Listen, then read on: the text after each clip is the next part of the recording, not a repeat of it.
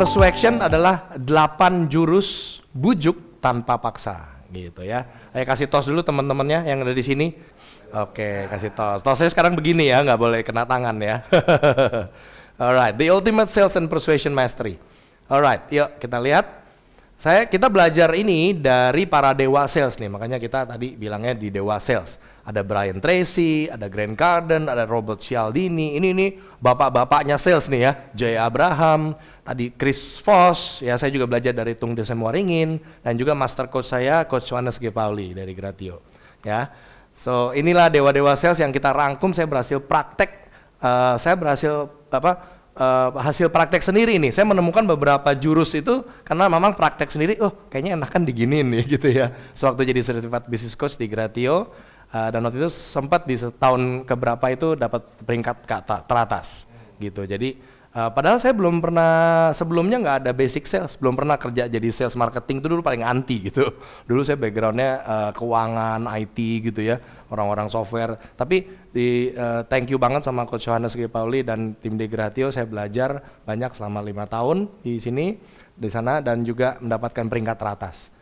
Ya, oke. Nah, nggak punya background sales sama sekali. Nggak punya. Tapi bisa jadi sales sukses. Salah satu jurus ampuhnya nih jurus maksa tanpa paksa. Iya, ini namanya persuasion. Jadi hasil dari praktek sendiri. Ya, walaupun tentunya pasti belajar juga dari banyak guru-guru saya, gitu ya. Nah, yang pertama, persuasion langkah pertama adalah tanya dengan hati. Ya, semua katakan tanya dengan hati. Bukan bilangin. Seringkali kita kebanyakan bilangin kan. Kalau mau kasih tau orang, lu bilangin, lu jangan gini, jangan gini, jangan gini. Kebanyakan kita yang banyak ngomongnya, biasanya begitu.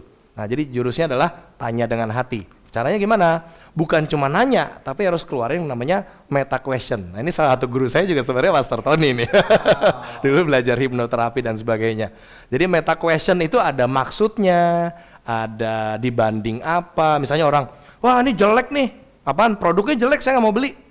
Maksudnya jelek yang di mana ya Pak? Gitu, itu meta question. Jadi membuka pikiran dia untuk dijelaskan ya. Sebenarnya ini jurus ini bisa dipakai buat semua, bukan untuk sales saja. Bisa untuk ke tim, ke karyawan, ya, ke customer, ke vendor, ke orang tua, ke anak, semua bisa, gitu ya. Ke partner, ke spouse juga bisa. Meta question yang juga yang terbaik juga adalah kata setuju. Ya, mungkin bukan question tuh, tapi orang bilang apa? Ya bener sih, gitu kan. Biar sama dulu ya. Meta question lagi yang selanjutnya yang baik adalah andaikan. Ya, nanti kita akan belajar di step keberapa untuk gimana cara pakai andaikan. Pertanyaan benar dan kualitas. Nah, pertanyaannya open question, pertanyaan terbuka supaya ini kalau ngomong calon customer nih di depan kita nih, supaya dia terbuka, gitu ya.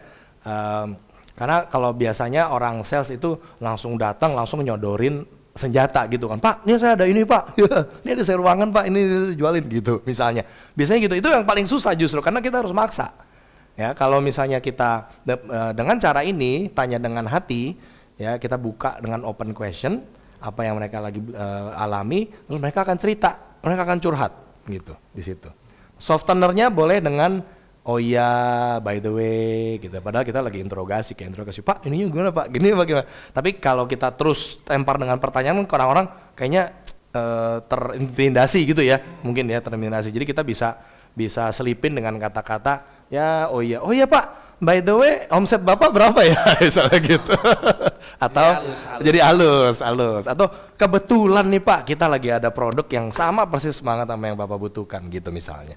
Ya, jadi seolah-olah kebetulan. Ya, yang selanjutnya juga pakai kata terus. Ya, makanya kalau orang yang di salon itu kan enak tuh. Di salon, ya kenapa? Iya, suami saya begini-begini terus gitu. Jadi cerita aja, makanya ibu-ibu biasanya kalau di salon merasanya paling enak. Ngobrol sama si Hendy itu katanya enak banget. Kenapa? Ya, soalnya ngomong terus, dia terus-terus doang. Gitu kan. Psikiater juga di Amerika tuh psikiater tuh dibayar hanya untuk dengerin orang curhat. Jadi tidur kalau lihat di film-film gitu ya. Nah, itu dengan kata terus kita membuka lagi dia untuk cerita lebih banyak. Kenapa kita membuka lebih banyak? Nanti abis ini kita dengerin. Apa bedanya talking sama listening gitu ya? Ditanya, ya kita lagi buka pertanyaan misalnya gini, Sel, lu di bisnis sekarang lagi ada kendala apa sih? Ngarang apa gitu. Kendala apa ya? Omset turun nih. Omset turun. Oh, kenapa bisa turun, Sel? Ya, kondisi kurang kondusif. Kurang kondusif. Maksudnya kondusif, meta question. Maksudnya kurang kondusif? Maksudnya kurang kondusif itu klien jadi lebih sedikit. Oh, kliennya sedikit. Sedikitnya gimana? Meta question lagi tuh. Ya turun, kira-kira mungkin di atas 50% turun. Turun, oh turun. Di atas 50% turunnya? Di atas 50%. Rasanya gimana tuh Sel? Turun Rasanya gitu? ya perlu bantuan. Terus kalau turun efeknya tuh gimana tuh Sel? Efeknya pasti omset berkurang. Omset berkurang. Ya kan? Penghasilan terganggu. Oh, penghasilan terganggu. Iya dong, Iya, pasti. iya. Emang penghasilan mau dipakai buat apa kalau biasanya? Kalau nggak turun? Kalau nggak turun buat bayar coach ke lu. Buat bayar coach kata. Jadi tolong bantu dong supaya kita hasil juga nanti. Nah ini contoh ya, contoh gitu dia udah mulai terbuka tuh keluar berarti oh penghasilan dia buat bawa bayar apalah tadi dibilang dia bayar training atau apa. Sehingga nanti waktu kita mau menjual, nah Pak kebetulan Pak kita ada training Pak gitu kan.